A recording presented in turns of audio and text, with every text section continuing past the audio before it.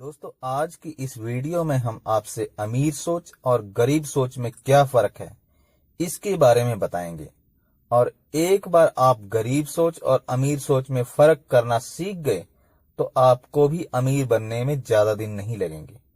और इस सोच को समझने के लिए हम मिस्टर रॉबर्ट कियोसाकी द्वारा लिखी गई एक किताब रिच डैड पुअर डैड की मदद लेंगे। इस पुस्तक में ऑथर कहते हैं कि क्योंकि मेरे पास दो प्रभावशाली डैडी थे, इसलिए मैंने दोनों से ही सीखा। मुझे दोनों की सलाह पर सोचना पड़ता था।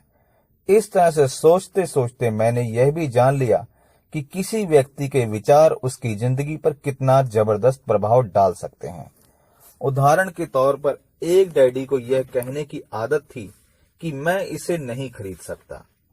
दूसरे डैडी को इन शब्दों का इस्तेमाल करने से चिढ़ थी। वे जोर देकर कहा करते थे कि मुझे इसकी बजाय यह कहना चाहिए कि मैं इसे कैसे खरीद सकता हूं। पहला वाक्य नकारात्मक है और दूसरा वाक्य प्रश्नवाचक। एक में बात खत्म हो जाती है और दूसरे में आप सोचने के लिए मजबूर हो जाते हैं। मेरे जल्द ही अमीर बनने वाले डैडी ने मुझे समझाया कि जब हम कहते हैं कि मैं इसे नहीं खरीद सकता तो हमारा दिमाग काम करना बंद कर देता है। इसकी बजाय जब हम ये सवाल पूछते हैं कि मैं इसे कैसे खरीद सकता हूं तो हमारा दिमाग काम करने लगता है। उनका यह मतलब नहीं था कि आपका जिस चीज पर दिल आ जाए उसे खरीद ही लें। वे लगभग दीवानगी की हद तक अपने दिमाग को कसरत करवाना चाहते थे, क्योंकि उनके ख्याल से दिमाग दुनिया का सबसे ताकतवर कंप्यूटर है। मेरा दिमाग हर रोज तेज होता जाता है क्योंकि मैं इसकी कसरत करता रहता हूं। यह जितना तेज होता जाता है, मैं इसकी मदद से उतना ही ज्यादा पैसा कमा सकता हूं। उनका मानना था कि मैं इसे नहीं खरीद सकता कहना दिमागी आलस की पहचान है। हालांकि दोनों ही डैडी अपने काम में कड़ी मेहनत करते थे, परंतु मैंने देखा कि पैसे के मामले में एक डैडी की आदत यह थी कि वे अपने दिमाग को सुला देते थे और दूसरे डैडी अपने दिमाग को लगातार कसरत करवाते रहते थे।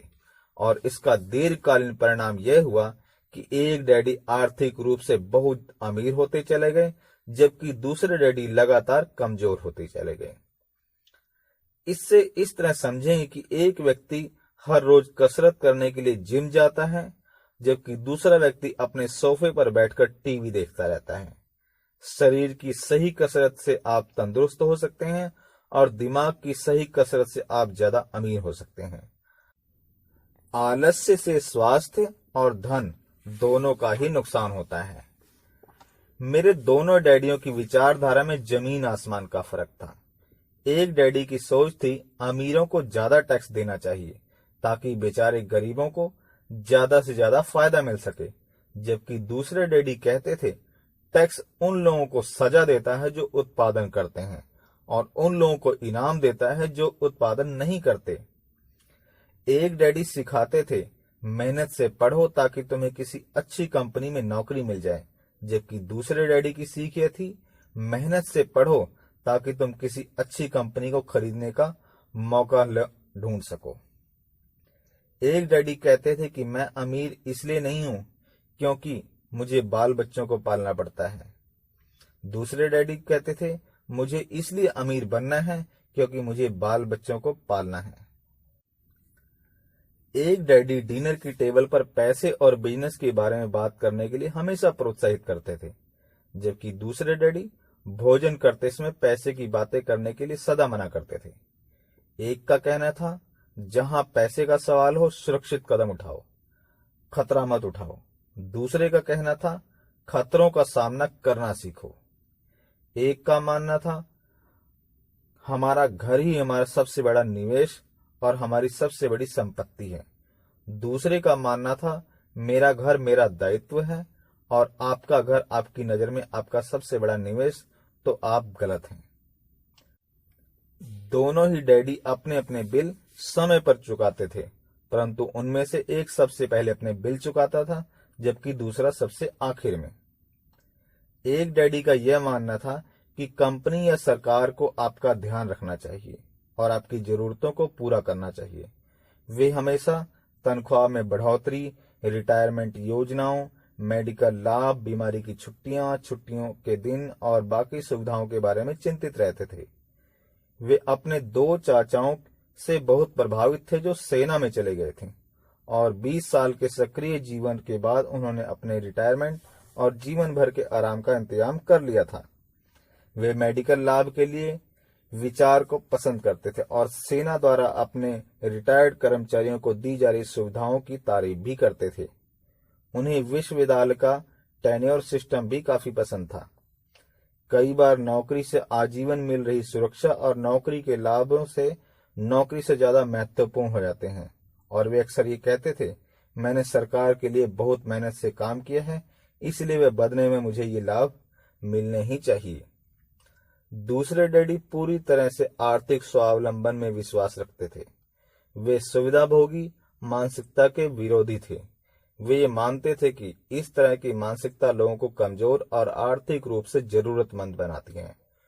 उनका दृढ़ विश्वास था कि आदमी को आर्थिक रूप से सक्षम होना चाहिए। एक डैडी कुछ डॉलर बचाने के लिए परेशान रहे और दूसरे डैडी एक के बाद एक निवेश करते रहे। एक डैडी ने मुझे बताया कि अच्छी नौकरी तलाशने के लिए अच्छा सा बायोडाटा कैसे लिखा जाए और दूसरे ने मुझे सिखाया कि मजबूत व्यवहारिक और वित्तीय योजनाएं कैसे लिखी जाएं, जिससे मैं अच्छी नौकरी लोगों को दे सकूं। 2 प्रभावशाली डैडियों के साथ रहने के कारण मुझे यह विश्लेषण करने का मौका मिला कि उनके विचारों का उनके जीवन पर कितना प्रभाव हो रहा है। मैंने पाया कि दरअसल लोग अपने विचारों से ही अपने जीवन को दिशा देते हैं।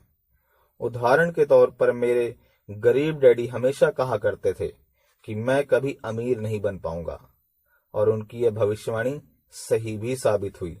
दूसरी तरफ मेरे अमीर डैडी हमेशा खुद को अमीर समझते थे। वे इस तरह की बातें करते थे जैसे कि मैं अमीर हूं और अमीर लोग ऐसा नहीं करते। एक बड़े आर्थिक झटके के बाद जब वे दिवालियेपन की कगार पर थे, तब भी वे खुद को अमीर आदमी ही कहते थे। वे अपने समर्थन में यह कहते थे कि गरीब होने में और पैसा ना होने में फर्क होता है। पैसा पास में ना होना अस्थायी होता है, जबकि गरीबी स्थायी है। मेरे गरीब डैडी भी यह कहते थे कि मेरे पैसे में कोई रुचि नहीं है या पैसा महत्वपूर्ण नहीं है। मेरे अमीर डैडी हमेशा कहते थे कि पैसे में बहुत ताकत है।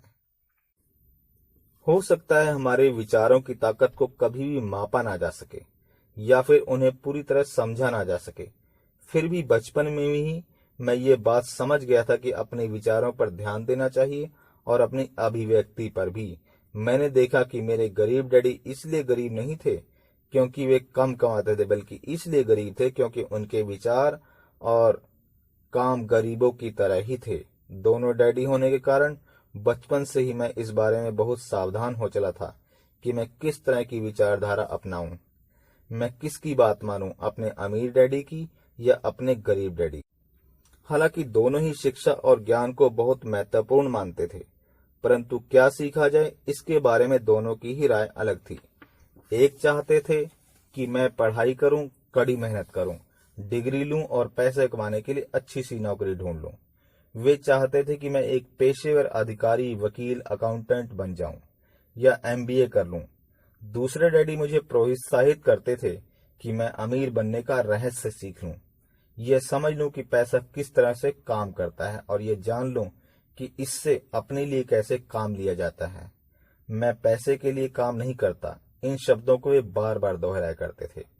पैसा मेरे लिए काम करता है। 9 वर्ष की उम्र में मैंने ये फैसला लिया कि पैसे के बारे में मैं अपने अमीर डैडी की बात सुनूंगा और सीखूंगा। यह फैसला करने का मतलब था कि अपने गरीब डैडी की बातों पर ध्यान न देना। हालांकि उनके पास कॉलेज की बहुत सी डिग्रियां थी जो मेरे अमीर डैडी के पास नहीं थी। दोस्तों, इस पुस्तक के मदद से आप भी अमीर सोच और गरीब सोच में फर्क करना जान चुके होंगे। तो उम्मीद करता हूं आप भी अपने जीवन में सफल जल्दी और जरूर होंगे। इसी कामना के साथ दोस्तों, नमस्कार, धन्यवाद, जय हिंद।